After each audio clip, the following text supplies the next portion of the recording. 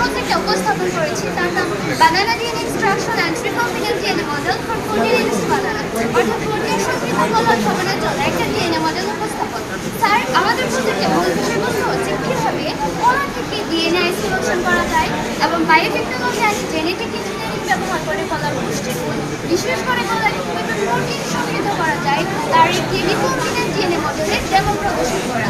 Sir, আমরা বিভিন্ন research article বিশ্লেষণ করে দেখেছি দক্ষিণ আফ্রিকায় ভিটামিন এ সমৃদ্ধ কলা উৎপাদনের প্রায়োরিটির জন্য হলে হাই অ্যামাউন্ট প্রোটিন সমৃদ্ধ কলা এখন উৎপাদন হয়, তবে এক্সপেরিমেন্টাল পর্যায়ে বিজ্ঞানীরা এটি গবেষণা করে চলেছে।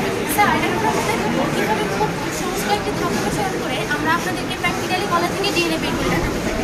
এই কারণে এর জন্য আমরা প্রথমে কলাকে পেস্ট করে এর মধ্যে সামান্য পরিমাণ লিকুইড ডিটারজেন্ট এবং সোডিয়াম ক্লোরাইড ব্যবহার করেছি। এরপরে আমরা একটা স্যাম্পল সাহায্যে থেকে আমাদের যে গরম পানি থেকে পাওয়া গেছে এটা একটা টেস্ট টিউবে নিয়েছি। এখন এর মধ্যে আমরা ঠান্ডা অ্যালকোহল বলবো। স্যার, আমরা সবাই জানি যে অ্যালকোহলে ডিএনএ অযোগ্য, তো যখন আমরা অ্যালকোহলটা ঢালবো তখন ডিএনএটা দৃশ্যমান হয়ে যাবে। স্যার, এই যে আমাদের তুলার মতো যে অংশটি দেখতে পাচ্ছেন এটি হচ্ছে মূলত আমাদের কলার জেল। এই কলাগুলো যে সরকারে এক মধ্যে আছে তাই হচ্ছে আমাদের এটা তুলার মতো দেখা যাচ্ছে। স্যার, এটা আস্তে আস্তে উপরে উঠে যাবে।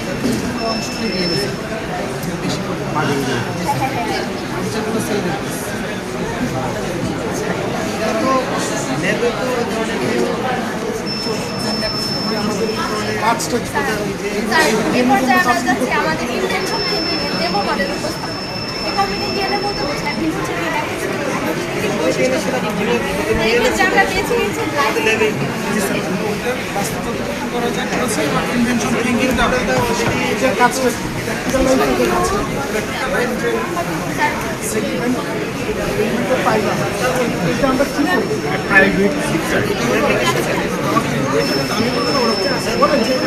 তাহলে হচ্ছে আমাদের এই কলার যে সাধারণ প্রোটিন থাকে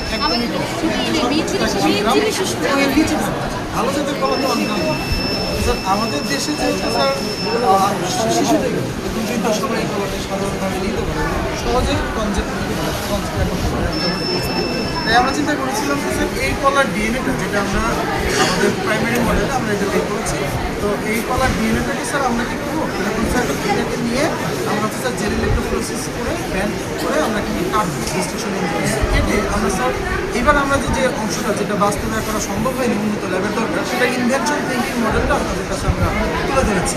সেটা হচ্ছে স্যার আমাদের অ্যাগ্রোব্যাকটেরিয়াম ডিএনএ ট্রান্সফরমেশনের জন্য আমরা অ্যাগ্রোব্যাকটেরিয়াম টিউবিফিসিয়েন্সের টিআই প্লাজমিডটা নিয়েছি। যেটা এই প্লাজমিড এটা হচ্ছে স্যার আপনারা জানেন যে টিআই প্লাজমিডটা হচ্ছে একটা বৃত্তাকার ডিএনএ।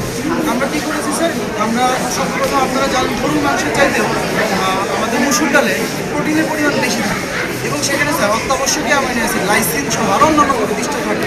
স্যার আমাদের দেহে যেহেতু অত্যাবশ্যকীয় অ্যামাইনো অ্যাসিড তৈরি হয় না, তো আমরা চেষ্টা করেছি যে কলার মাধ্যমে যদি যেহেতু আমাদের বাইরের থেকে নিতে হয় আমরা খিচুড়ি খাই বাচ্চাদেরকে খিচুড়ি খাওয়াই অত্যাবশ্যকীয় অ্যামাইনো অ্যাসিডের জন্য, সেক্ষেত্রে আমরা কী করেছি কলার মধ্যে যদি আমরা লাইসিন ঢুকাতে পারি তাহলে স্যার আশা করি এখানে এই 1 গ্রামের কাছে 5 থেকে 7 গ্রাম আমরা স্যার এটা বাস্তবে করে নিই। তবে স্যার রিসার্চ আর্টিকেলে যে যেটা হয়েছে